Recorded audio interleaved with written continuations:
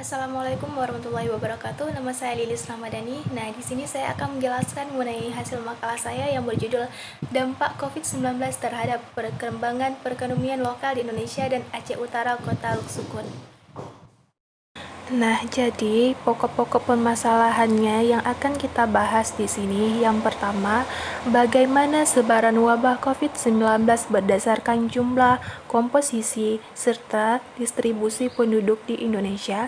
Dan yang kedua, bagaimana dampak wabah COVID-19 terhadap aspek sosial dan ekonomi pada masyarakat Indonesia, khususnya Provinsi Aceh Utara Kota Luksukun.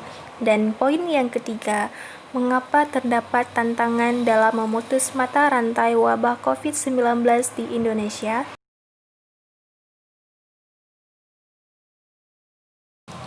Jadi kita akan membahas poin yang pertama mengenai perkembangan kasus COVID-19 di Indonesia. Dari website resmi perkembangan virus COVID-19 milik pemerintah pusat menyatakan sampai pada tanggal 14 Mei 2020, jumlah akumulasi kasus terkonfirmasi virus COVID-19 di Indonesia telah mencapai 16,006 kasus. Menurut proyeksi penduduk Indonesia tahun 2015 sampai dengan 2045 dengan dasar hasil survei penduduk antar sensus ataupun SUPAS 2015, jumlah populasi di Indonesia tahun 2015 sebesar 266,91 juta jiwa, sedangkan lebih dari setengah penduduk atau sekitar 150 juta jiwa, yaitu sekitar 56% dari total penduduk terkonsentrasi di Pulau Jawa. Sampai pada tanggal 14 Mei, berdasarkan jumlah konfirmasi positif kasus Provinsi DKI Jakarta berada di urutan pertama, yaitu 5.688 kasus, dan disusul Provinsi Jawa Timur sebanyak 1.863 kasus. Lalu, Provinsi Jawa Barat sebesar 1.565 kasus. Kemudian Jawa Tengah sebesar 1.066 kasus dan Banten 593 kasus. Dilansir di Akses pada tanggal 15 Mei 2020. Nah, selanjutnya apa saja sih dampak sosial ekonomi wabah COVID-19 di Indonesia Provinsi Aceh Utara Kota Luksukun? Tak hanya dari segi kesehatan, wabah COVID-19 juga berdampak pada sektor lainnya, yaitu sosial dan ekonomi. Terdapat data tingkat kemiskinan pada tahun 2006 dan 2007 untuk melihat pola yang ada, karena di tahun tersebut terjadi lonjakan kemiskinan dikarenakan naiknya harga minyak dunia. Sehingga diprediksi akhir tahun nanti, tingkat kemiskinan rata-rata Indonesia akan mencapai 9,7%, yang sebelumnya pada September 2019 mencapai 9,22%. Prediksi peningkatan persentase kemiskinan juga berdasarkan pertumbuhan ekonomi. Jika pertumbuhan ekonomi menurun 1%, maka setidaknya akan menambah sekitar 1,4% persentase kemiskinan.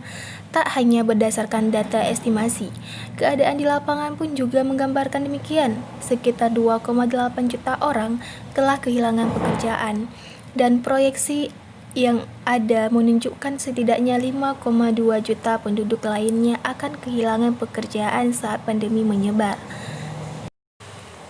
Selanjutnya, dampak sosial yang dirasakan yaitu kesulitan mengakses fasilitas kesehatan. Hal ini dialami oleh salah satu warga di Aceh Utara Kota Luksukun yang suaminya terdampak, yaitu di PHK. Tak hanya suaminya, Dinas Tenaga Kerja dan Transmigrasi Aceh Utara Kota Luksukun mencatat sebanyak 5.047 buruh terkena pemutusan hubungan kerja atau PHK. Selain itu, sebanyak 34.365 pekerja di Aceh Utara Kota Luksukun diliburkan dan 14.053 orang dirumahkan. Selanjutnya, terdapat tantangan dalam memutus mata rantai wabah COVID-19 di Indonesia. Tantangan terbesar atas upaya pemutusan mata rantai penyebaran virus COVID-19 ini adalah dengan melihat melalui fenomena mobilitas penduduk. Selanjutnya, masih banyak sekali warga yang beraktivitas di luar rumah, lantaran harus bekerja untuk menyokong finansial keluarga di tengah pandemi COVID-19 ini.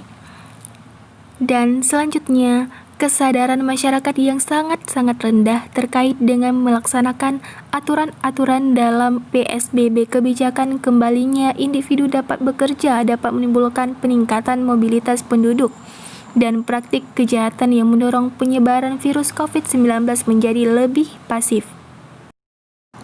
Jadi, kesimpulannya adalah pandemi COVID-19 yang telah menyebar ke hampir seluruh negara di dunia tak hanya terkecuali di Indonesia. Khususnya Aceh Utara, Kota Luxuko ini menimbulkan banyak tantangan. Tantangan tersebut berasal dari kesadaran oleh warga yang berdampak oleh pandemi itu sendiri.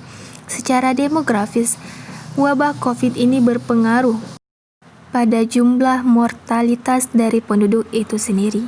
Meskipun sudah diterapkan beberapa kebijakan seperti PSBB dan anjuran untuk tetap di rumah, namun masih banyak penduduk Indonesia khususnya Aceh Utara, Kota Luxukun yang tidak taat dan mengikuti kebijakan dan anjuran tersebut.